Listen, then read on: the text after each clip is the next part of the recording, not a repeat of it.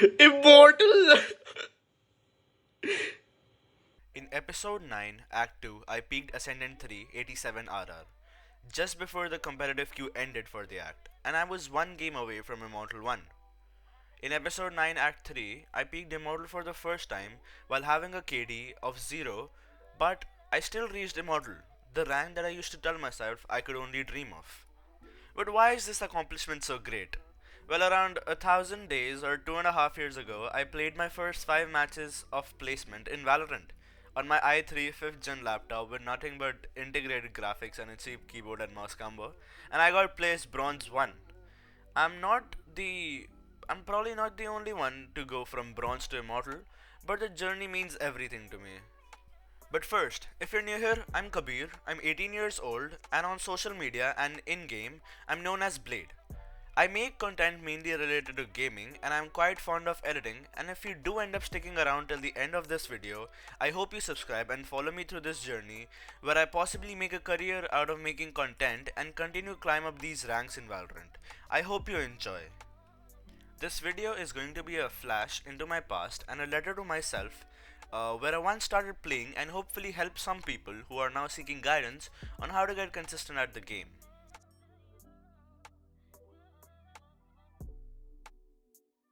I'm gonna go over 3 things that were posable setbacks in my grind to Immortal: mechanics and reaction time. Personally, I would say that I never had really good mechanics. I still don't, but I did get the hang of how the game works. And now I have at par mechanics to the average player in my rank. Not having the best mechanic and the best reaction time did hold me back in my grind.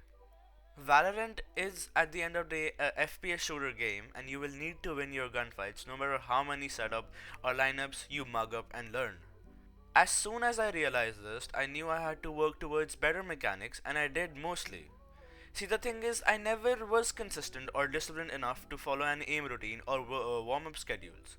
Sure, yeah, I would play aim labs for an hour or two, or maximum of 3 days, and go back to my lazy self. And I will not sugarcoat anything. I did not spend countless hours in aim labs or Kovacs. I just had the ego to see myself doing better. The mentality that no one can out aim me, along with this terrible no aim labs or aim training routine. I used to grind death matches whenever I got the time to do so. I have played over 2000 death matches in Valorant to become the player I am today. In basic words, there is no shortcut to having good aim or good mechanics. In my playtime, I used to at least average out 12 death matches per day just to understand my gameplay and fix my errors. Even doing all this, I was never really able to surpass my shitty reaction time and my at par mechanics.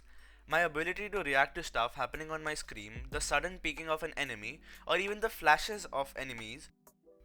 The thing about death matches are that people often confuse them as a time pass while waiting for their duo or to seek the fifth man for their 5 stack. I used to play death matches to win, to see myself at the top of the tab. I used to seek and find kills whenever I could, and even today, I still get booed for tryharding a death match. But at the end of the day, it is what made me the aimer I am today.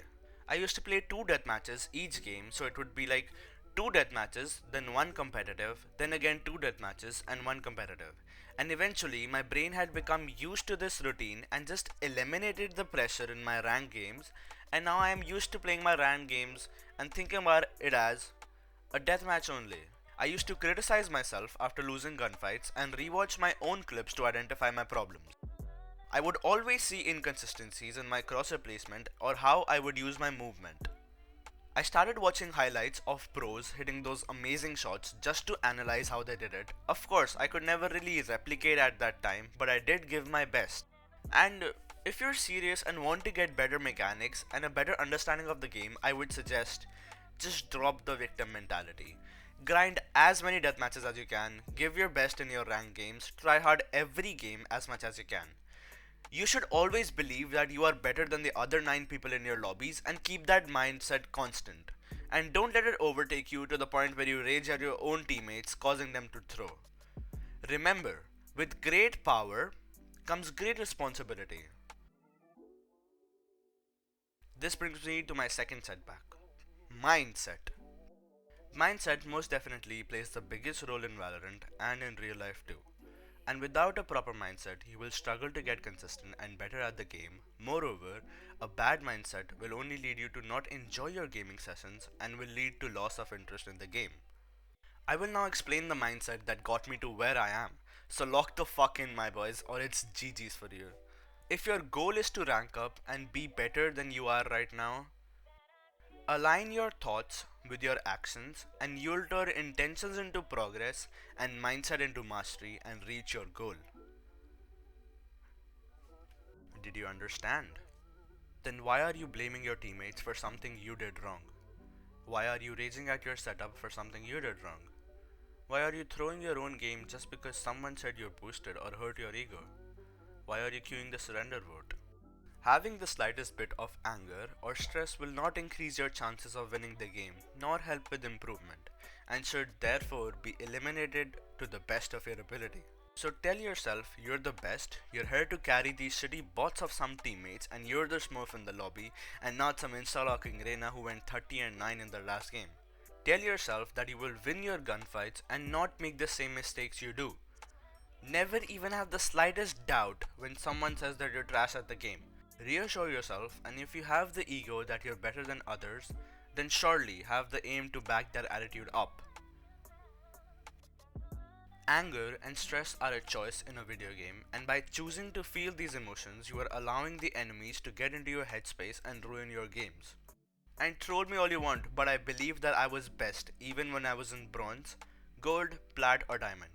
It just shows me that you don't have your own thoughts and actions in your own control, and that's fine. Just throw your elo even more. I don't care. Adding on, in the hundreds of games it's going to take you to reach your desired rank, the only constant is going to be you. So only focus on bettering yourself. You are the most consistent variable that is in your control and stop blaming your teammates and enemies who you have no control over. By having this I am the greatest mindset, I overcame my copathon of a mindset I had and overturned my journey to Immortal to be a good one and winning games that felt unwinnable and actually enjoying my gaming sessions. Lack of knowledge. See, game sense is made up of two parts, that is, knowledge and application. So one time I had this friend who was high elo at the time, I was platinum and he was immortal too, and I asked him to word review me. That experience changed how I used to think about the game and how higher elo players deconstructed the situation based off even the slightest pixel change. This made me realize how limited my view was in terms of bettering myself, and without this guidance I wouldn't have been able to fix my mistakes or even correct them because I did not know what they were. He saw the game so differently and pointed out timings where I would have been able to get the enemies way before they saw me. Information that I never really thought about. The point is that without an external force, you will not be able to get an idea of how bad you actually are playing. It's an endless cycle. You expand your knowledge, you refine your application. But it's impossible to apply what you don't know, so your action step here should be to get your ward reviewed by an Immortal or Radiant player, and if that's not an option, go to the highest rank player you know. Really try to pick at their brain and look at how they go through the round differently than you. Become a sponge and soak all the knowledge you possibly can. Learn to think like them. You don't have to do this very often, but you will at least get the average idea and hopefully be able to improve on your mistakes. If you have made it this far, I hope I provided you with at least some knowledge that you will be able to take out and apply in your life. Furthermore, if you like to support me in my journey as a content creator, consider subscribing as it's free and provides me motivation to continue doing so. Leave a comment with what you would like to hear about more. And if you have any questions, feel free to DM me on my Discord server. All my socials are linked below.